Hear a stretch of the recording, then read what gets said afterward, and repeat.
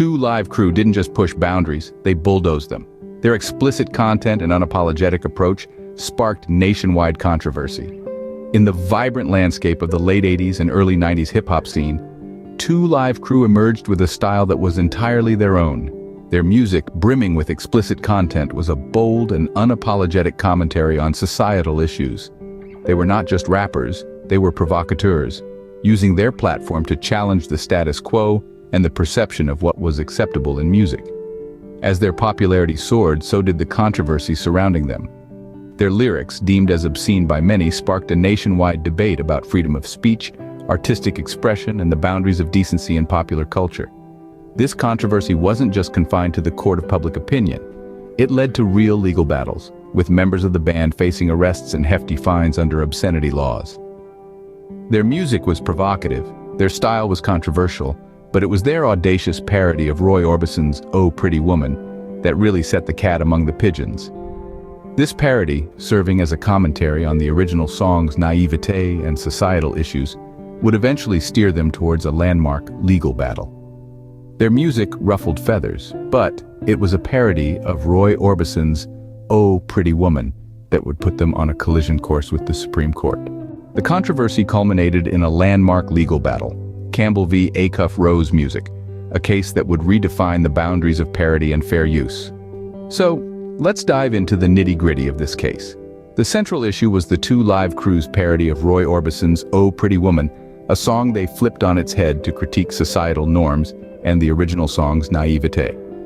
But Acuff Rose Music, the copyright holder of the original song, was not amused. They argued that Two Live Crew's version was not a parody, but an infringement on their copyright.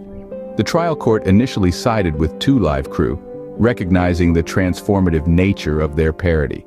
But this victory was short-lived.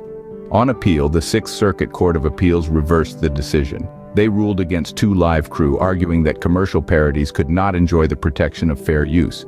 This was a blow to Two Live Crew, but the battle was far from over. You see, Two Live Crew were not the types to back down. They appealed the decision, and the case eventually found its way to the highest court in the land, the Supreme Court. There, the arguments intensified. The stakes were higher than ever. If the Supreme Court sided with Acuff Rose Music, it would set a dangerous precedent, potentially stifling creativity and the spirit of parody in music. On the other hand, a ruling in favor of Two Live Crew could send a message that copyright laws were not absolute, that there was room for reinterpretation and transformation. It was a classic clash of creative freedom versus intellectual property rights, a battle that would shape the future of music and parody. Throughout this process, Two Live Crew maintained their stance that their version of the song was a commentary, a critique wrapped in humor and the beats of hip-hop. They argued that their parody was a transformative work, a new interpretation that did not diminish the value or impact of the original song, but instead added a new layer of meaning. The stage was set for a Supreme Court ruling that would not only impact Two Live Crew but the entire music industry. In 1994, the Supreme Court made a groundbreaking ruling in favor of Two Live Crew, affirming that their parody was protected under fair use. Yes, you heard it right. The highest court in the land, the Supreme Court, took a stand for the bad boys of hip-hop, Two Live Crew, and their controversial parody. This ruling was no ordinary one. It was a landmark decision that established the importance of artistic freedom and creative expression. But what led the Supreme Court to rule in their favor? What was the reasoning behind this historic decision? Well, the Supreme Court saw beyond the explicit lyrics and raunchy performances. They recognized the underlying commentary that Two Live Crew was making through their parody of Roy Orbison's "Oh Pretty Woman." The court understood that the parody was not just a commercial work, but a form of expression that served as a critique of the original song's naivete and the societal issues of the time. They acknowledged that Two Live Crew's version of "Oh Pretty Woman" was a stark contrast to Orbison's romantic and idealized perception of women. Their parody was a satirical take on the reality of women's experiences, exposing the darker underbelly of society that was often ignored. The Supreme Court, in its wisdom, affirmed that parody, as a form of critique and commentary, has a place in our society and is protected under the principle of fair use. They emphasized that the freedom to express, even in a form as unconventional as a parody, is an essential part of our democratic society.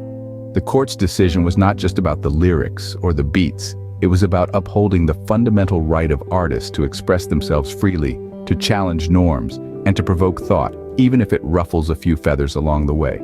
This ruling was a significant win not just for 2 Live Crew, but for artists and creators everywhere. It was a victory for artistic freedom, a beacon for those pushing the boundaries of creativity, and a testament to the power of expression. It affirmed that art in all its forms has a place in our society, and that creators have a right to their voice, no matter how unconventional or controversial it may be.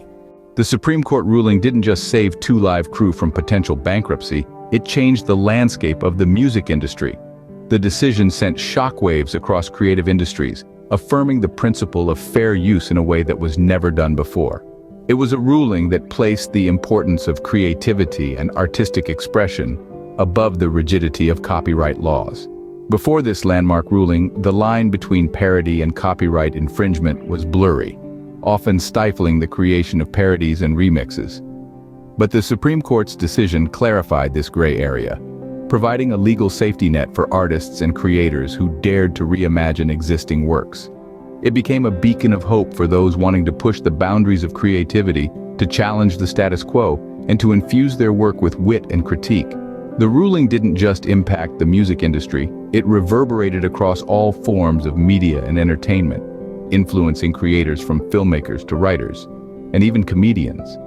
It was a win for the underdogs, for those who dared to think differently, to reimagine and to recreate.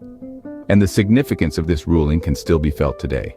Every time you listen to a clever remix, watch a satirical comedy, or read a well-crafted parody, you're experiencing the legacy of 2 Live Crew's battle in court.